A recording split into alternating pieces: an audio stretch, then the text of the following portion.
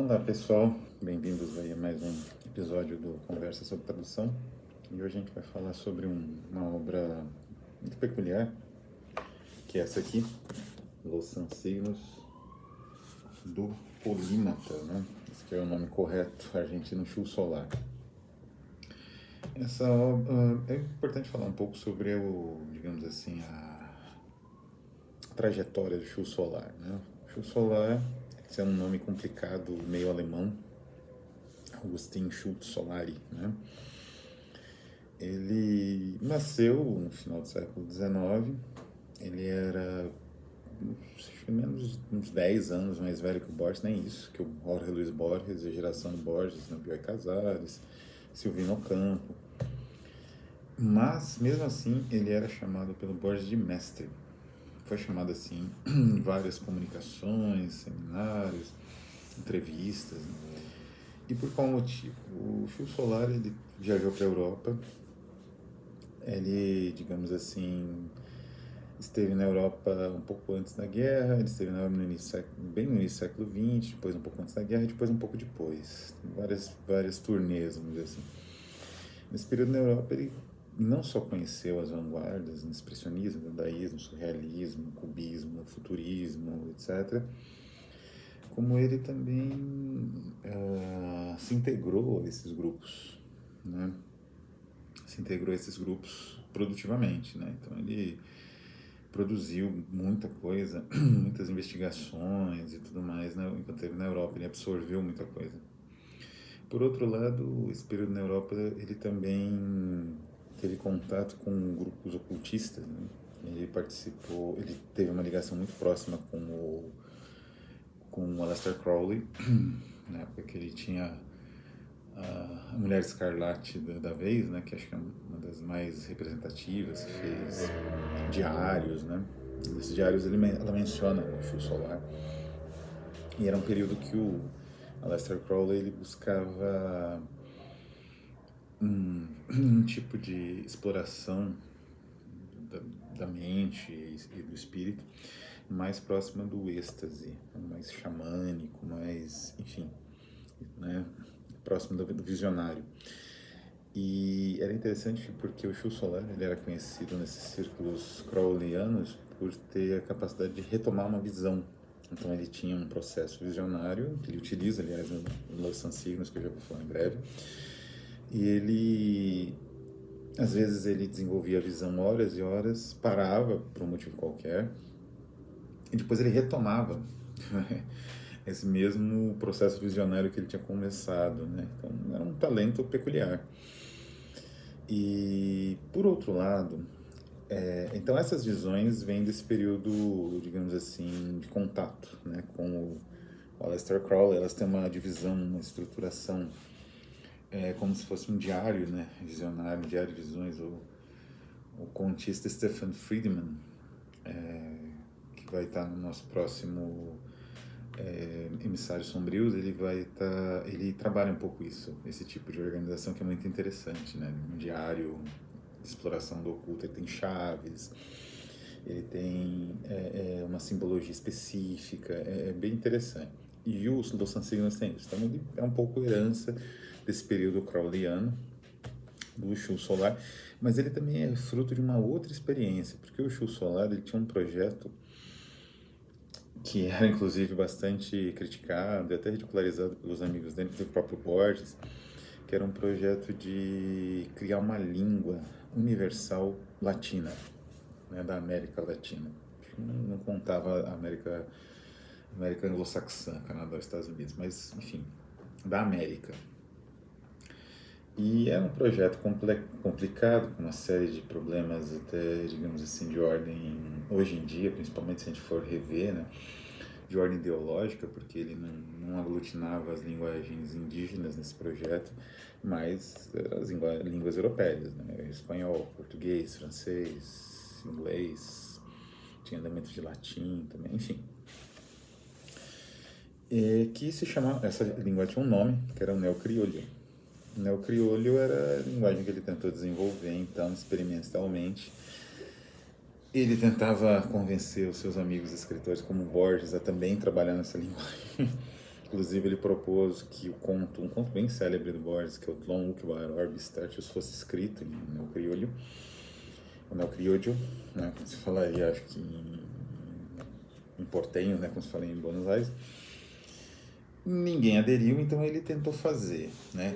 Embora o próprio Borges, ele dissesse que ele contava, né, em algumas conferências, que ele chegou a ver operários portenhos, né, operários, estivadores, então um pessoal mais duro, né, um pessoal do trabalho mesmo, trabalhadores braçais, conversando, né, nos bares, né, da região portuária de Buenos Aires, conversando com Chus Solar em neocriolho.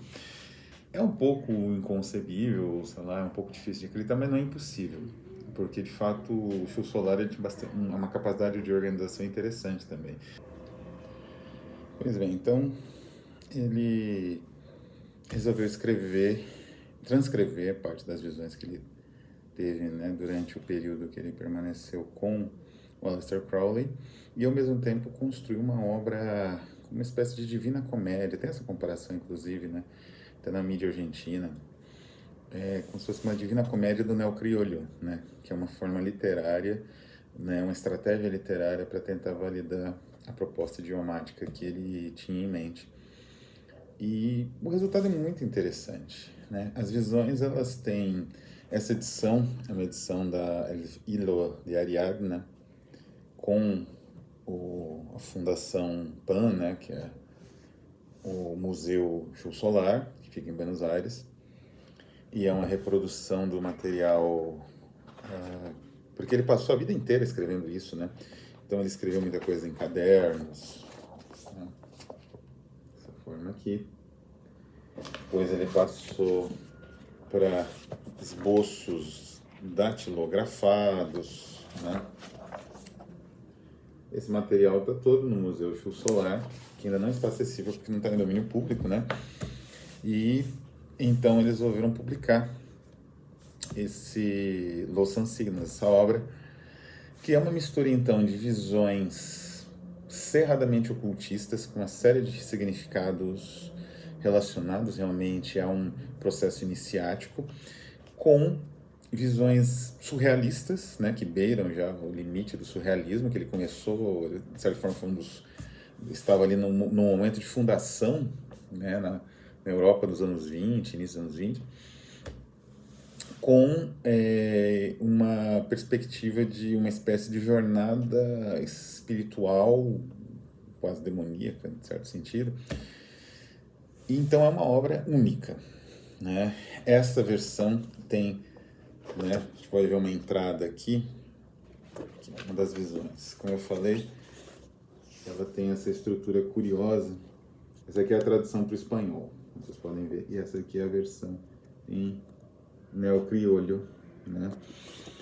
Aqui vocês veem um caractere de Ting, que é importantíssimo no desenvolvimento do Los Signos, e esses caracteres de Ting eram a porta, vamos dizer assim, ou a janela, como vocês preferirem, ou portal, para ele ter o principiar das visões.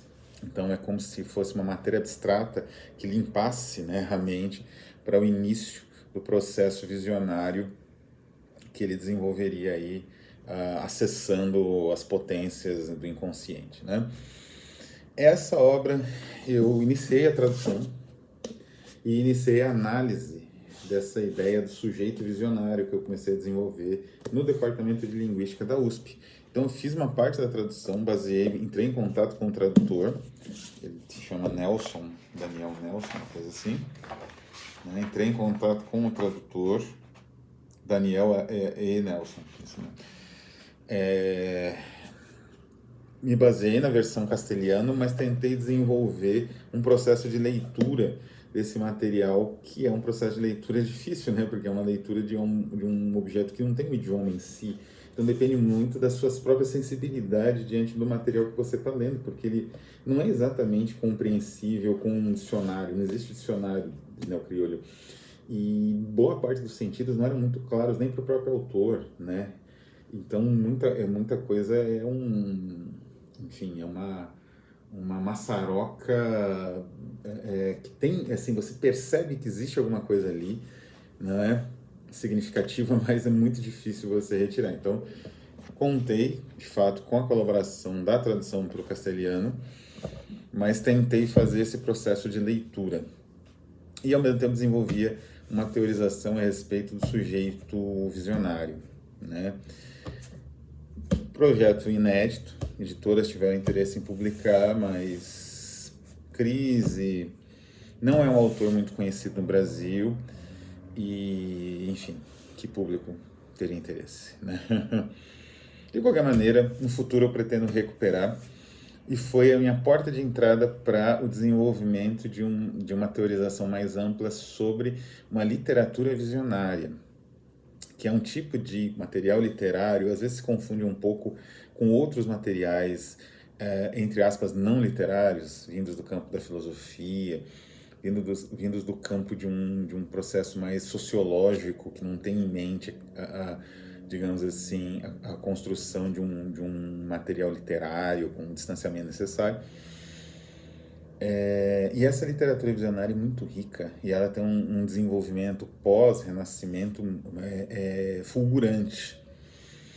E ela atravessa gêneros, né? Às vezes ela está no poético, às vezes ela está na transcrição de sonhos, que é um gênero dentro também. Então eu comecei a estudar muito esse material e tem muito material que eu pretendo desenvolver em novas pesquisas de autores que também fizeram literatura visionária, como por exemplo William Butler Yeats, né? O grande autor dinamarquês, um pouco contemporâneo do próprio Jules Solar, que desenvolveu sua própria, digamos assim, literatura visionária. Mas, de qualquer forma, essa é uma obra uma tradução de uma língua inventada. A minha primeira tradução realizada a partir de uma língua inventada. Não seria a única, e num futuro conversa sobre tradução, vou falar sobre a segunda, que é Voyage to Arcturus.